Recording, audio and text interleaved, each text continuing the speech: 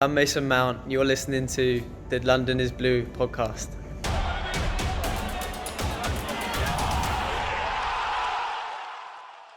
All right, here we go. We're moving on to the Premier League season predictions. So right out the gate, guys, we're going top six. I know Nick would like it to be top nine, but that is just too easy. So top six it is. Last season, in case you forgot, Manchester City won the league. Liverpool won second place. Chelsea got third. Spurs, for the first time in a long time, if not ever, above Arsenal in fourth.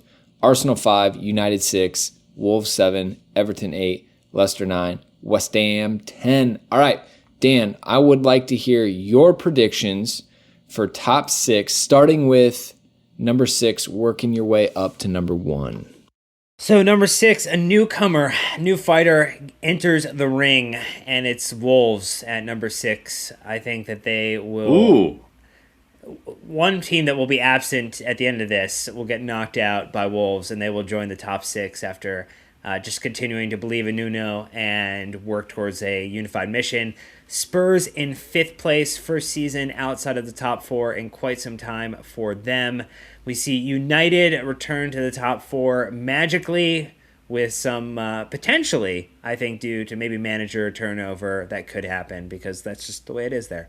And then Chelsea finish behind the two juggernauts of City and Liverpool, both who slug it out again. And at the end, City get their 3rd Premier League title in a row, which is still better than Spurs winning, than United winning, than Liverpool winning, than anybody else winning. That is way better. All right, I'll go next. We'll give Nick some moments to think. I'm going to go with Leicester City in 6th. I actually have them over Everton and Wolves. I think they have better ability to score goals is the way I think. They have a rock-solid striker. Everton don't have a striker, by the way. They just bought Moise Kean. What are you talking about? He's a wide player. No, he's not. And he's not played in the Premier League. Oh, my God. Right Whatever. striker. Anyways, that's the way I say. They have no one proven in the league. They've got Vardy. They have Richarlison. Again, he's a wide attacker. Anyways, my prediction, you shut your mouth. Then I've got Arsenal in 5th, Chelsea in 4th, Tottenham in 3rd, Liverpool 2nd, Manchester City in 1st. I'm kind of throwing a paper airplane out there to see where it lands because I don't know if Manchester United...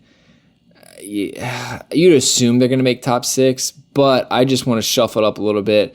Part of this is hopeful and hoping that they don't make it and it just continues to crumble. So we'll see. Nick, let's hear your disastrous top 6.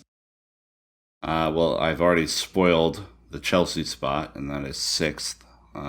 So that's where I have them. I think... like my temptation was not with United because I think they're going to finish top 4 pretty comfortably. My temptation was with Spurs, actually, even though they've signed their first player in 18 months. I think that the magic there starts to run out this year. I don't think Poch is long for that world, and that Harry Kane's going to start looking around, and that Eriksen's already started to look around. And I see that team as probably the most fragile. If something disastrous happened, that they would really struggle. So my temptation was to throw Everton in the 5th spot and throw Spurs out of the top 6 altogether. I'm not going to do it. I think Spurs will finish 5th. I think Arsenal will finish 4th somehow just due to goal scoring ability. I think United will finish 3rd. I feel that Liverpool will be 2nd, and City, in my estimation, run away with the league. I think they're probably a good 9 to 12 points better than Liverpool this year, which would make their three-peat super fucking impressive, if I'm honest. Well, we kind of talked about this. We talked about dark horse candidate who will be pushing their way into the top 6. I'm getting edgy, putting Leicester in. Dan put Wolves.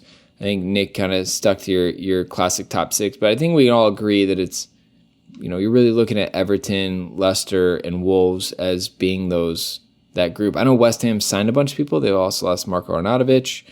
I mean, you're not going to get out of Burnley, obviously. Villa coming up, probably aren't going to pull a Wolves, anything like that. But if there's someone you guys think that we missed as a dark horse candidate, let us know. We would love to potentially discuss it and see where we go. So on the flip side, we need to do the bottom three, who we think are going to get relegated, which I think is always a fun game, especially when it comes to people's actual lives and salaries. So wow, way to make it terrible. All right. I mean, don't shy away from the real world, Dan. This is real. So in case you forgot, Aston Villa, Sheffield United, and Norwich City were all promoted last season. So it'd be easy, Nick, for you just to say up, down, done. Maybe you do, maybe you don't. Last season, the bottom three, Huddersfield went down, Fulham went down, Cardiff City went down, and somehow avoiding the drop were Brighton, Southampton, and Burnley. So there is me setting you up for success. What are you going to do for your bottom three? I think Sheffield go down very easily. Do you know that they play with overlapping center backs? I don't, and that sounds like a nice opportunity for a counterattack. I think Brighton, this is their year to go down. I don't see them really competing. I think they gave it everything they had last year. And then this final spot. What do I want to do with this final spot? Relegate Fulham. Final spot that I'm going to say goes down this year is Norwich. Norwich City go down fairly well, which would mean that Aston Villa stay up, which is a pretty damn good return for them. All right. Well, I'm going to go with Sheffield United as well. I am also going to go with Brighton, but you guys, it's Newcastle. Ooh. Newcastle are going down. Come on. Wow. Ooh, that's a good one. That's a really good one. I enjoy Newcastle's history, right? And I love what they've done over the time. But Mike Ashley, like Rafa out, this thing is just it's a train on fire crashing the side of the mountain.